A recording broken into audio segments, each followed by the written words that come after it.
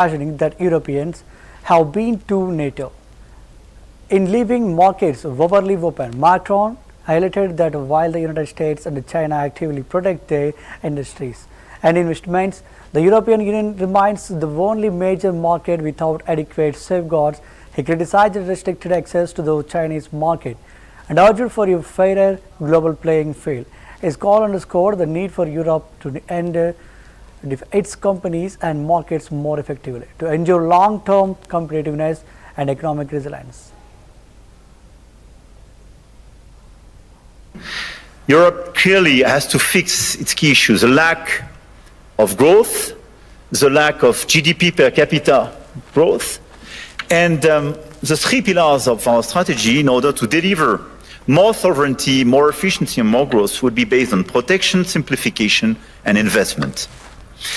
Because the diagnosis is well known, European competitiveness still lags behind that of the US, and in the current global order, facing precisely the Chinese approach, we have to react. So first, protection. Protection doesn't mean protectionism. But today's Europeans are too naive. This is the unique market open to everybody without checking level playing field. Nobody can access the Chinese market as people are accessing the European market for sure. But even if you take the US and a lot of other countries, the level of protection does exist for investment and trade. And the Europeans are the only one not to protect their own companies and their own markets when the other countries doesn't respect level playing field. This is why we have to be much more realistic if we want to protect our chemical industry, our industry, from the automotive sectors to a lot of others, because they are being literally killed by the lack of respect of a normal framework and level playing field. Europe has very strong tools now, and we have to use them when we are not respected and when the rules of the game are not respected, by the way. The anti-coercion mechanism is a powerful instrument, and we should not hesitate to deploy it in today's tough environment. We must also advance the principle of European preference. There is a North American preference in your market. There is no European preference today. We are progressively creating it, and in the latest documents and decisions taken by the decisions, we do have the first examples of that, but this is extremely good. And we are currently aligning closely with Germany to deliver an ambitious and simple framework.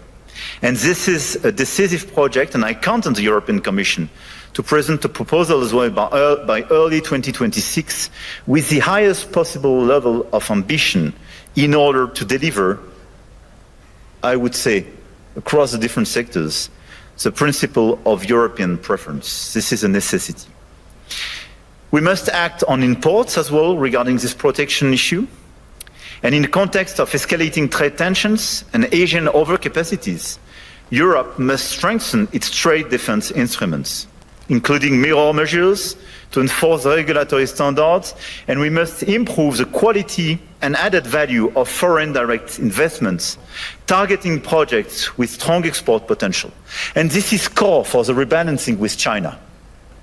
China is welcome, but what we need is more Chinese foreign direct investment in Europe, in some key sectors, to contribute to our growth, to transfer some technologies, and not just to export towards Europe some devices or products which sometimes don't have the same standards or are much more subsidized as the one being produced in Europe. It's not being protectionist, it's just